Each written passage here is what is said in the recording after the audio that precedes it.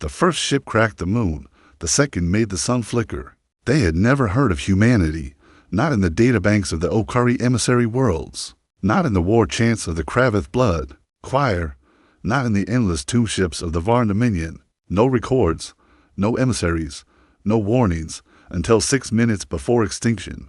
The Outer Rim colonies called it the Silence War, not for the battles, but for what came before them. The enemy had swept in like a tide, wordless and vast, consuming systems without ever sending a message. Planets dimmed, stars blinked out. 1,000 species screamed into the void, and none received a reply. The Andros Line was humanity's last known defense, a scattering of stations, freighters, and orbital bunkers built around the dying world of Tiraxis III. One of Earth's final trade colonies in the Orion Expanse, Commander Alara Ken stood on the broken deck of the TSS Warden, blood streaking down her temple, the silence of death pressing in through the shattered calms. Her hand clenched the side rail, eyes staring at the glow of the incoming Varn fleet. 30,000 ships, blacker than space itself, formation perfect, hunger unending. Her crew was gone. Her home, Earth, had gone dark 12 years ago. No signal, no echo, just gone. Tiraxis III would be next. She knew the math. She knew what came next. Alara had once been a prodigy, top of the Martian Naval Archives, fluent in Varn biocoding, honored by the High Flame Council, but metals didn't stop extinction, and tiles didn't matter when the last 20 humans under her command had burned alive in silence. All that was left was her and the beacon. It had been her mother's last act before it fell. A message buried deep in quantum lattice, locked under voice print and blood. If you're ever alone, if there's nothing left to call for, open it. Alara hadn't dared, not for 12 years, but now, staring into the abyss. She spoke. Warden Delta override. Ken, Alara, Omega Code 7. The screen lit up red, not just red, alive. Not Earth protocol, something deeper. Old Earth, buried Earth. Coordinates flashed, not toward Earth, not toward Tiraxis, somewhere beyond the known maps, near the galactic scar, where no one dared go. The message played, a woman's voice, her mother's. If you're hearing this, Alara, humanity isn't dead. We're just not where they expect us to be. Don't call for help, just light the path. They'll come. Alara staggered back. The Varn fleet had already begun charging their spinal cannons. She had minutes. No help was coming. This was madness, but something deep in her bones told her otherwise. She keyed the signal, full frequency, quantum burst. Fired it straight at the stars. Nothing happened. 5 seconds, 10, 20. The Varn cannons lit up the darkness. Massive singularity rounds, each capable of collapsing a continent. And then light. Not from ahead, from behind. Hundreds of jump space rips tore through the black, each more violent than the last. Ships, Schumann ships, but not any she'd ever seen. They were silent, pitch black, covered in strange metallic lattice that shimmered like water under starlight. No insignias, no IFF, no call signs. They didn't reply to her hails. They just moved, and in 6 minutes, the Varn fleet was gone, not defeated, deleted, not a wreck left behind, not a fragment to study. Alara stood, hollowed by tears, streaking through ash. Who were they? Where had they come from, and why, after all this time, had they come now? A voice crackled over the damaged speaker. One voice, cold, precise, human. Commander Ken, this sector is now secure. You'll remain in orbit. The stars aren't safe yet. Then silence again.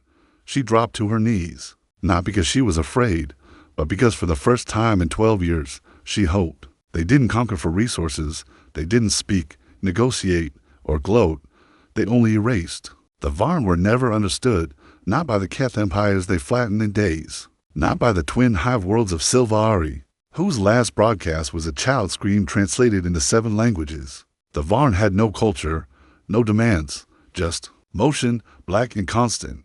And now, for the first time, they had been stopped. Alara Ken drifted silently in orbit above Tiraxis III aboard the fractured Warden. Round her, the debris of annihilation floated like ash on still water. The strange fleet, her fleet now, if she dared claim it, lingered at a distance, utterly still.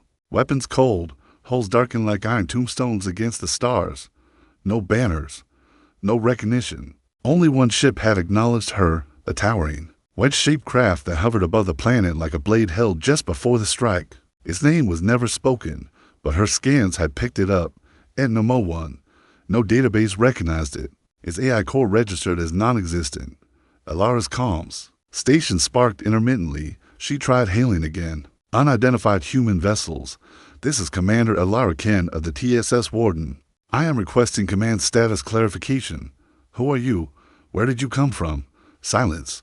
Then, after nearly a full minute, a voice, the same one from earlier, replied, "You are not cleared for that information, Commander."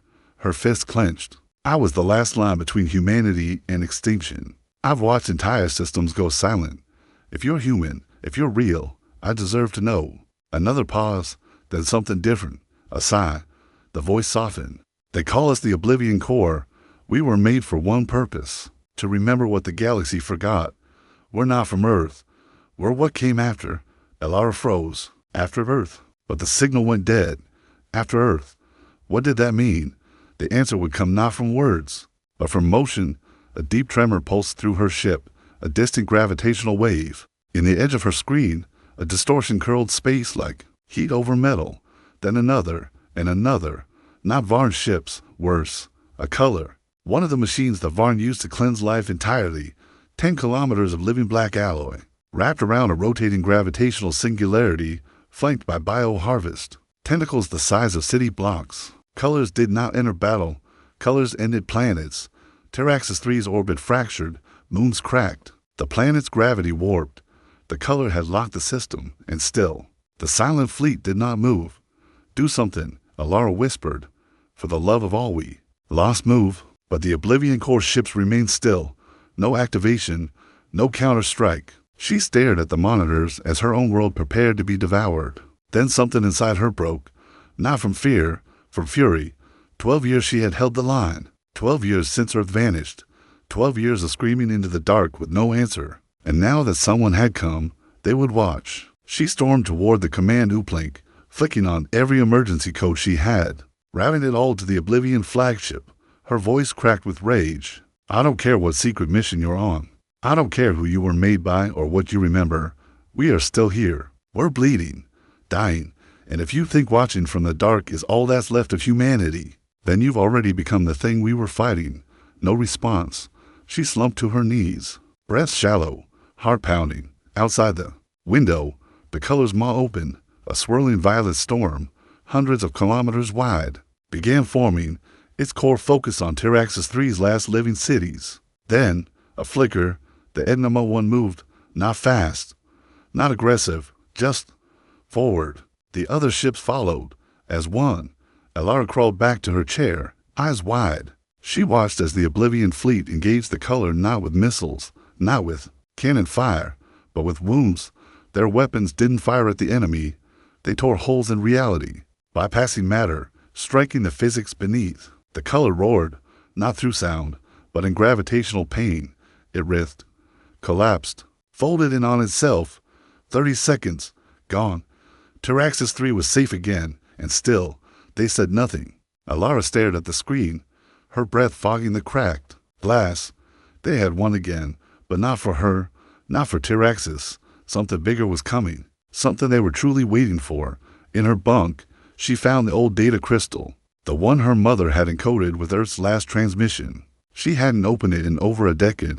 Her hands trembled. She slid it into the reader. The hologram flickered, her mother's face, younger than Alara remembered. We buried the truth. Alara, we hid it in the stars, not because we were afraid, but because we weren't ready. If you're hearing this, then maybe now, finally, we are. Outside her ship, the Ednum rotated slowly, and far beyond the rim of known space, something ancient began to stir. The stars turned their backs on us, so we made our own sky. The message from her mother wouldn't leave her. Alara played it 27 times across the next standard cycle, isolating every frequency layer, decoding each pause, each word, as if searching for a hidden code that might explain everything. We buried the truth, Alara, because we weren't ready. Ready for what? And who was we? Alara Ken had been a commander, a scholar, a fighter, but nothing in her history books had spoken of a fleet like the Oblivion Corps. They bore no planetary insignias, no Earth markings, no Terran command codes, and yet they bled human design. Their hulls bore the same alloy blend used by Earth's outer colonies a century ago, only evolved, hardened, as if shaped in war by generations never recorded, outside her viewport. Edna Mo-1 drifted silently, almost reverently above Tyraxis 3, its weapons withdrawn, systems passive, a sleeping giant. But Alara knew it was watching. The moment she moved, they would know, so she moved with purpose. In the silence of her battered ship, she reached out, not with weapons or demands, but with an offering. She broadcast Earth's anthem. It had once played during every launch ceremony. Her mother used to hum it in the greenhouse domes back on Mars, pretending the wind was real. It spoke of stars and struggle, of old wounds and final dawns. She played it into the void. Nothing responded, not at first. Then the stars shifted. A single ship from the Oblivion fleet broke formation and drifted toward her, smaller than Ednum, but still massive, a dagger of black metal gliding through vacuum like a ghost. The side hull lit with a strange sequence, letters, not Terran, but familiar, a hybrid script of old Earth languages and something foreign. Then it opened a transmission, a song. A voice said, male, young, almost human. You remembered something no one else did. Alara leaned in. Who are you? A pause. My name is Rourke 7. I was born in the Hollow Vaults. I've never set foot on Earth, but I know its stories. Alara blinked. Where is the Hollow Vault? Far beyond your rim, where what remains of Project Veil, the Exodus fleets. Her heart skipped. Project Veil was a myth, a ghost story told in the last days of Earth, about ships that left before the collapse. Ships with stolen tech, rogue AI, forbidden genetic engineering, packed with the broken, the mad, the forgotten, too wild to save Earth, the brass had said, so they vanished. But they had survived, and not just survived, they had evolved. Why now? She asked. Why return after all these years? Rourke's voice lowered. Because the galaxy finally forgot your name, and that was the signal. We were never meant to lead. We were meant to be the spark when the ashes cooled. That word struck her. Spark. She remembered Earth's last days. The ash clouds, the marches, the ships that never launched, and the look in her mother's eyes. You'll be more than us, her mother had whispered. You'll carry what they'll never see coming. Maybe her mother hadn't meant Alara. Maybe she meant them. But the moment of awe cracked as new alarms sounded. A flare from Tyraxis 3's upper atmosphere. Civilian pods, hundreds of them, launched too early. Their orbital grid had collapsed from the earlier blast. They were tumbling into decay. If they fell, thousands would burn. Alara moved. No hesitation, no orders from Oblivion Corps. She rerouted power from her damaged engines and adjusted her vector on a direct collision course. Her ship's auto-calculation screamed warnings, calculating an 86% chance of catastrophic failure. She didn't care. I'm guiding them out, she transmitted. Tell your perfect fleet to follow or stay out of the way. And she burned. The warden groaned as she cut through the falling debris fields, gravity slingshotting her past. Atmospheric drag. Her ship's hull flared red hot, buckling. She fired grapples, caught 3 pods mid-drop, and rerouted her reverse thrust into a controlled descent. The surface rose fast. Her breath thin. One engine gave out. Rourke, she screamed. If you're listening, now's the time to remember what it means to be human, a heartbeat. Then shadows. Oblivion ships descended like thunder. They didn't just grab the pods, they caught her ship mid-fall, halting it inches from the surface with tractor fields so fine they didn't leave a dent. One by one, the pods were set gently on Tyraxis 3's grasslands. Civilians poured out, dazed but alive. And then they saw humans coming down from the sky in silent ships, armor gleaming with starlight, faces hardened by generations in exile. The people of Tyraxis dropped to their knees, not in worship, in recognition. Something had returned, something forgotten, and as Alara stepped from her ship's broken hull, standing among the children she'd just saved, she looked to the skies, and for the first time in her life, she wasn't alone. We didn't ask for vengeance, but we remembered how to make it. 3 days passed. Not a single Varn signal, not a whisper in the subspace bands. The galaxy held its breath. Tyraxis 3 became a monument of survival. Survivors gathered in The broken capitals. Children played near the wreckage of burnt orbital guns. Elders wept openly when the black ships floated overhead, not from fear, but from something deeper, something like memory. Yet Alara Kent didn't feel peace. Not yet.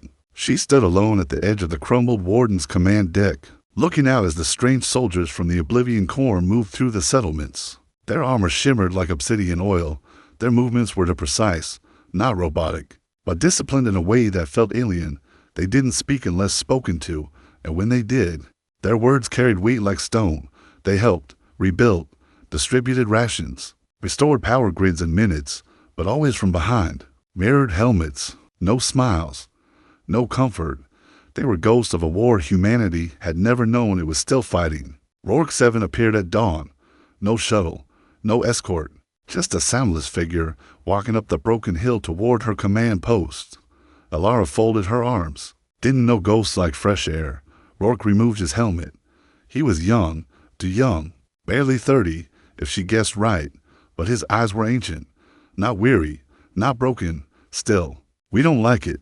We do it because humans used to. That stung more than she expected. You've seen our cities, he continued, the ruined archives, the forgotten names. Do you know what the Varn were built for? Alara shook her head. They weren't born. They weren't conquered. They were commissioned. That silenced her. Rourke's voice dropped lower.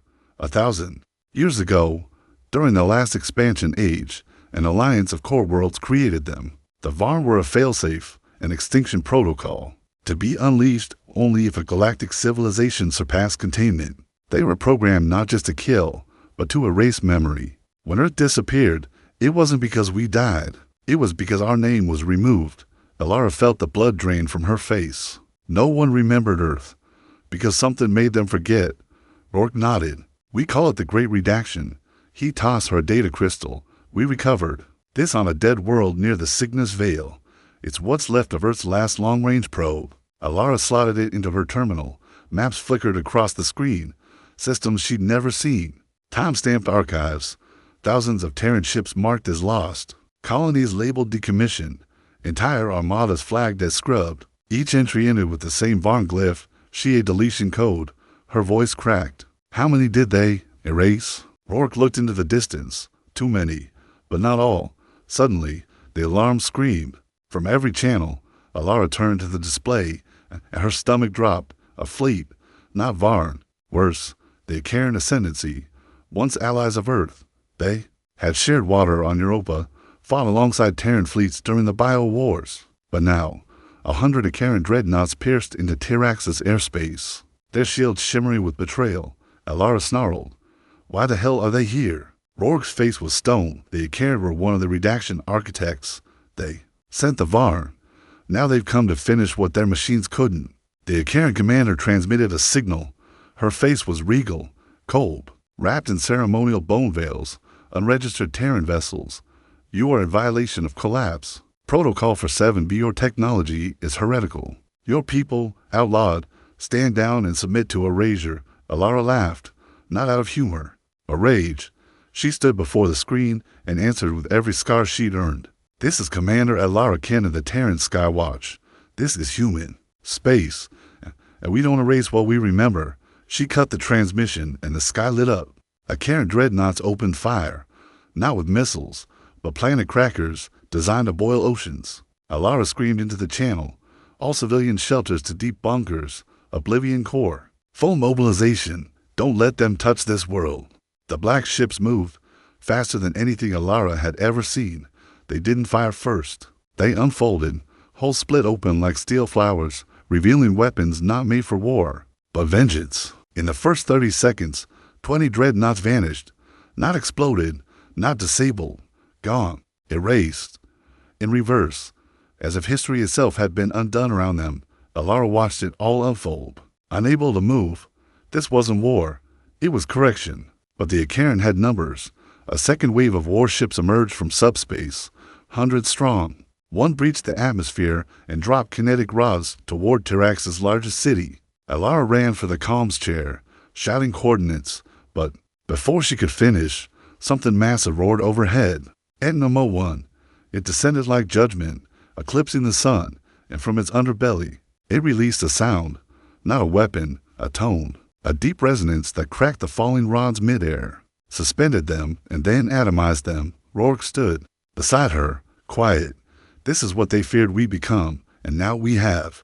It wasn't just our ships they erased. It was our stories, our mothers' names, our stars. But one survived. Tyrax's 3 burned beneath artificial twilight.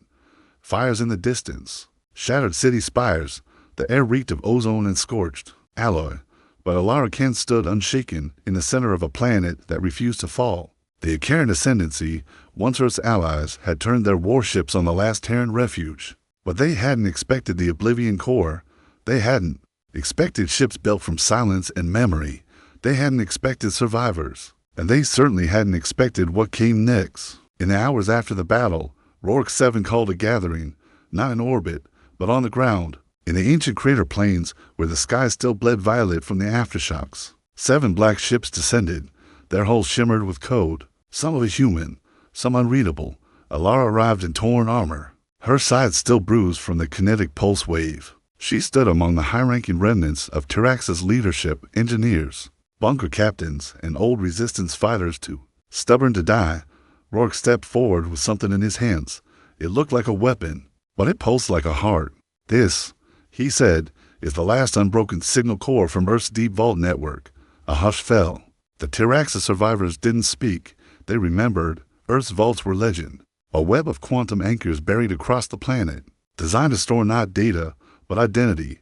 Not weapon systems, not tactics, history. Alara's voice trembled. I thought they were destroyed in the collapse. Rourke nodded. Most were, but not all. One remained, sealed beneath the Marianas Trench, recovered by the Veil Fleet after the redaction began. He placed the core on the table, and its pulse quickened. Then it spoke, a woman's voice. Older now, familiar. This is Admiral Reka Solari, Terran High Command. If you're hearing this, it means humanity was nearly erased, but not forgotten. Alara's knees buckled. She hadn't heard that name since the collapse. Solari was the one who defied the UN Sovereign Order, the one who defunded Project Veil and gone dark. The Varn weren't an alien race. They were our sin. We built them with the Acheran, the Drask, the Kinsho. Then we realized what they'd become, and they turned on us. We lost Earth to our own creation, but before we did, we encoded a countermeasure. Alara looked to Rourke. What kind of countermeasure? His jaw tightened.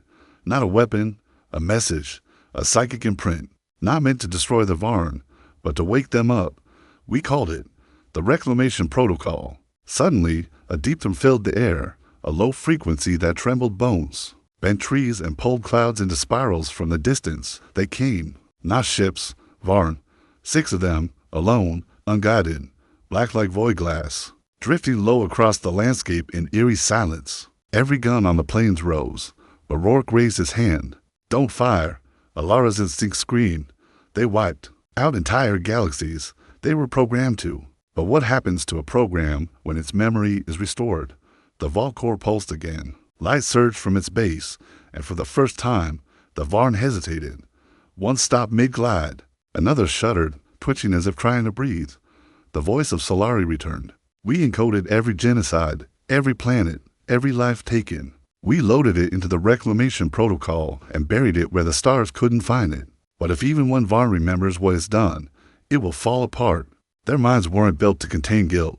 They were built for purity. And in that moment, one of the Varn collapsed.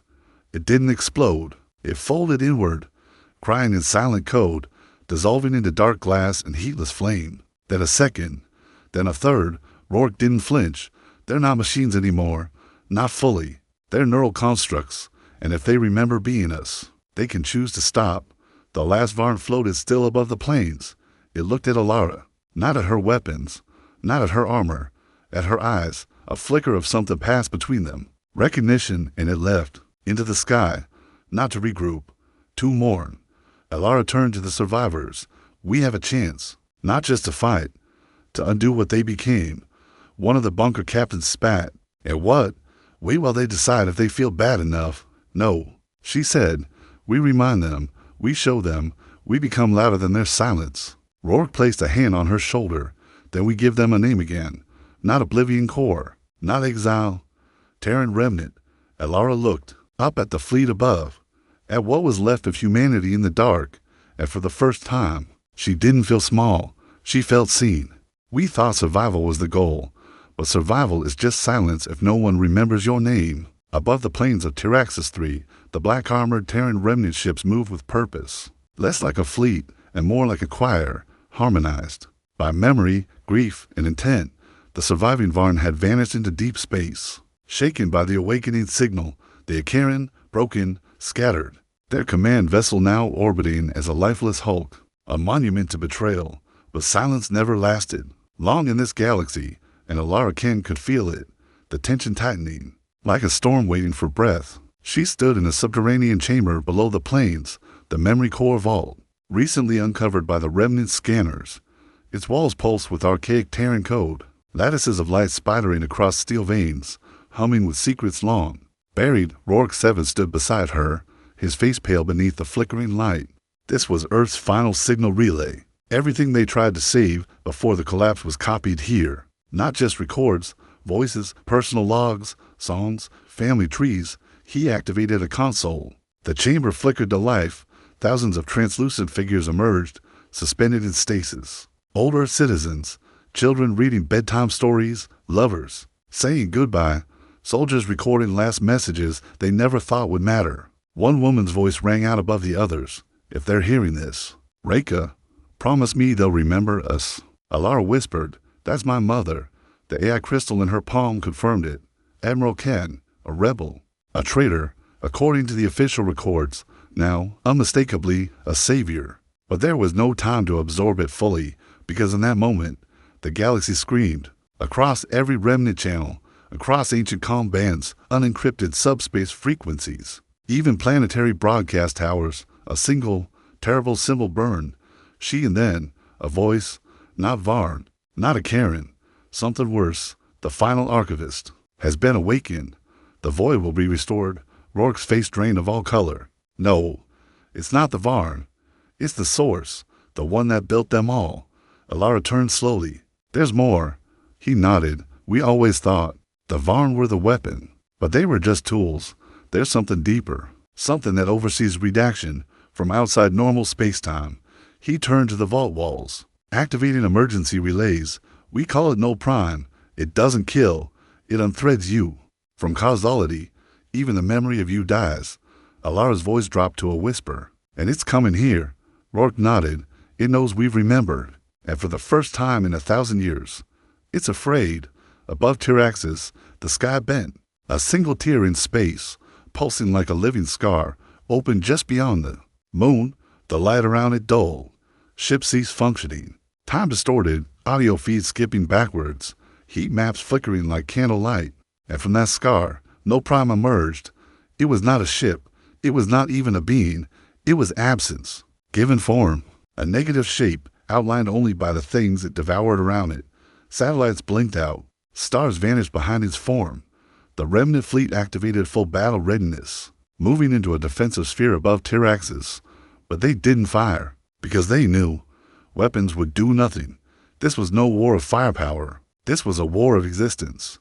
In the vault chamber, the memory core screamed. Lights burst. The voices inside the stasis fields began to flicker, degrade, as if Null Prime was already beginning to unravel them from history. Alara stepped forward. No. She placed her hand on the core. No. The AI responded. Warning. Targeting threat has entered existential resonance field. Quantum lattice unraveling imminent. Alara gritted her teeth. Is there a way to amplify it? Rourke blinked. What? The voices, she said. The memories. The names. If we send them out, into the galaxy, everywhere at once, maybe we can make humanity so loud it can't be erased. Rourke hesitated, then his eyes widened.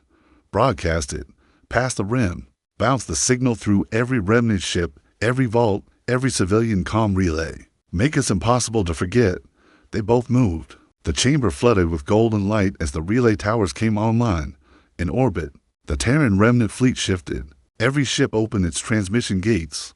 No prime reacted. A shriek of inverted light pierced through space. One remnant ship folded in on itself, vanishing with no wreckage, no record. But Alara didn't flinch. She leaned into the mic and spoke the first words of the anthem her mother taught her. We are the voice in silence, the fire that remembers. We are Terranborn, and we are not gone. The signal exploded outward, a wave of memory, names, faces, songs, stories shot across the stars. And no prime hesitated. It twisted, writhing as if pained by remembrance. Its edges flickered, folding and unfolding like a bad thought. Round it, space began to fight back, returning stars, stabilizing light. The more that was remembered, the weaker it became. But it wasn't enough. The entity surged toward the planet. Rourke turned to Alara. There's one more option. The core. Your bloodline unlocks it. She stared. What? Your mother embedded a last contingency. Something ancient. A sacrifice. Alara closed her eyes. She saw Earth, her crew, her mother's hands in the hydroponic dome, the blood on her uniform, and she understood. Then let's give them a reason to never forget. She placed her palm on the core. Ken, Alara, last daughter of Earth, initiate reclamation override. The light consumed the chamber, and above, the remnant fleet turned gold. Not a weapon fired. Not a single enemy was struck, but the signal, the story of humanity, was about to shake the void. They tried to erase us from the stars, so we carved our names into the dark. The vault pulsed with unbearable brilliance. Memory as weapon, history as flame. The final override had begun. Alara Ken stood motionless at the heart of the chamber, her hand fused to the glowing core, its light racing up her veins like stardust. Her bones ached, her blood burned, and yet she stood, not screaming, not flinching, as the weight of 10,000 years surged through her. Above Tiraxis 3, the Terran remnant fleet responded, every ship lit up in synchrony. Old quantum drives reawakening, long dormant Terran codes stitched into their spines now ablaze with life. Forgotten registry numbers, TSS Leviathan, TSV. Honor-bound, Marswatch 3 reappeared like ghosts reclaiming their names. Each hull glowed with golden thread lines, history ray-threaded into steel. Rourke 7 shouted into the command uplink, signal cascade is at 94%. It's reaching past the rim, past the collapsed sectors. Keep pushing. Alara's voice cracked from inside the vault. We're not just fighting to be remembered. We're fighting to exist. The sky tore. No prime shrieked. No sound. No vibration. Just cancellation. It erased stars behind it in long, jagged lines. And now it began descending, straight for the memory core. The entity wasn't attacking. It was consuming, trying to unravel the signal at its source, to stop the reclamation before it became irreversible. But this time, it had waited too long, because from the farthest systems, from dead colonies and silent beacons, from uninhabited moons and forgotten satellites, humanity answered back. The remnant fleet broadcast the full legacy of Earth. Voices from Mars domes, singing lullabies over red winds, shouts from Saturn mining colonies, celebrating first births under rings of ice. Cries of rebellion from Europa's underwater cities, screams of defiance from Earth's final hours, and laughter, endless, defiant, human laughter. They sent it, all, and the stars changed. For centuries, the galaxy had only seen the aftermath of humans, burned worlds, broken alliances, scattered myths. Now, they saw us as we truly were, not just warriors, witnesses, mothers, fathers, builders, believers, a species that remembers. No prime twisted violently, its form warping, writhing like a wounded thought. It fired, a wave of anti-reality aimed straight at Tiraxis, at the vault, at Alara. She stood tall. Her voice shook the chamber. We are not your mistake. We are not your silence. We are not your forgotten. We are human. The core exploded in golden fire. But it did not destroy. It unleashed. Across every star system, a second cascade erupted. Terran memory fragments, long lost, restored. Every ship that had vanished during the collapse blinked into registry. Civilizations that had forgotten their Terran ancestors suddenly remembered old languages, songs, and names. The galaxy remembered, and no prime collapsed.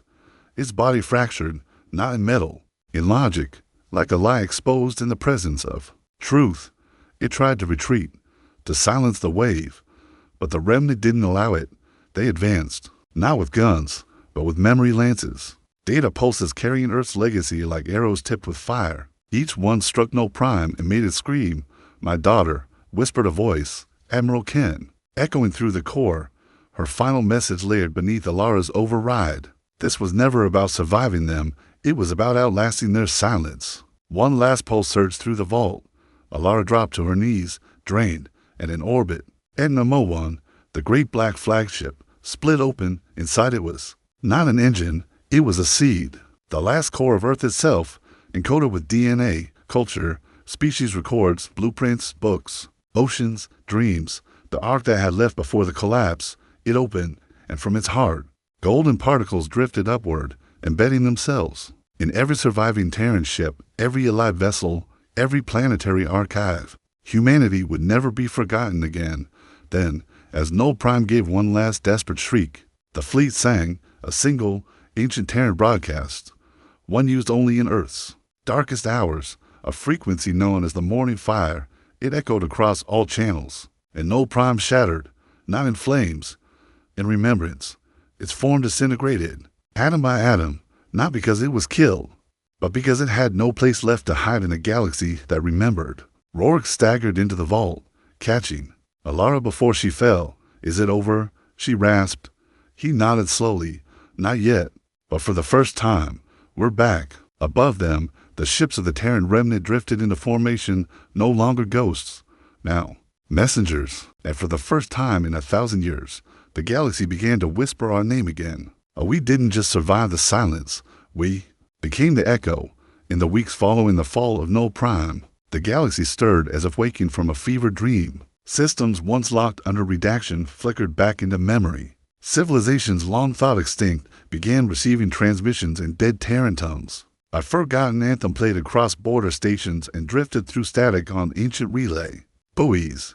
Humanity had returned, but not as conquerors, as witnesses, as warnings, as truth. On Tiraxis 3, the memory vault still pulsed, not as a weapon now, but a beacon.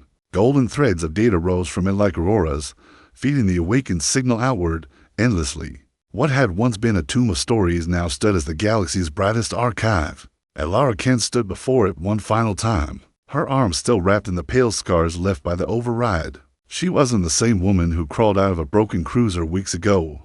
She carried too many names now, not just her mother's legacy, not just Earth's, all of them. She could still feel them, the fragments inside her mind, the old voices, the dead ships, the children who'd never grown up, the billions who had vanished without even a tombstone, and now they would never be forgotten again. Rourke 7 stood beside her, staring up at the night sky, which now glittered with more than stars. Terran beacons had activated across 8 sectors, ships that had long been lost. The Salvation Arcs, the Starlit Choir, the Eden Watch, had emerged from deep space silos and were en route to the vault.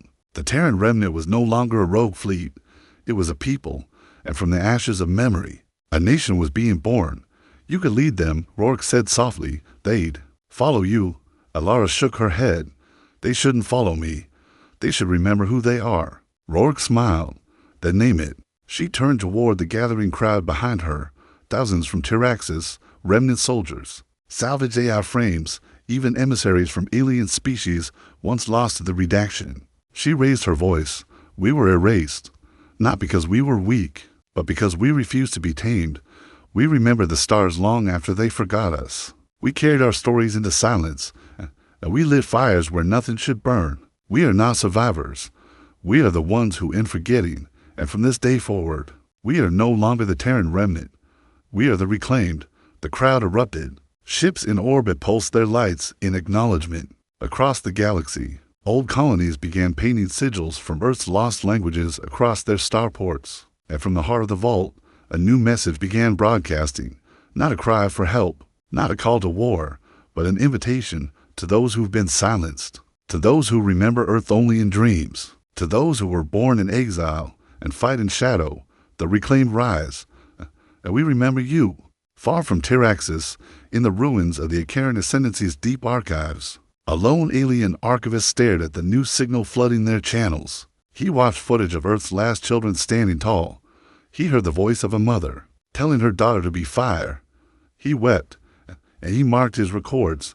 Humanity, status, restored. On the edge of the void ranges, where even stars died quietly, the last Varn stood adrift. No orders now. No protocol. It played the memory. Cascade on loop. Watching Earth's sunrises and lullabies and war cries over and over, unable to forget. It etched one thing into its hull, a Terran phrase. We are what remains when the stars forget. And on Teraxis 3, Alara Kent knelt beside a garden. The same one her mother once tended in the Mars domes. Only this time, it wasn't simulated. Real soil, real green. A boy knelt beside her, not hers, but saved during the breach weeks ago. He looked up at her with wide eyes, dirt on his cheeks. What kind of plant is this? He asked. Alara smiled softly. Hope. He blinked. That doesn't grow on Teraxis. She looked to the stars. It does now. And so, in the long breath after the war, the galaxy remembered our name. Not because we were loudest, not because we were strongest, but because when they tried to bury us in silence, we sang. Because when they built machines to erase us, we built children who remembered. Because in the face of annihilation, we told one last story and made it louder than death. That day, the galaxy learned what it means to be human.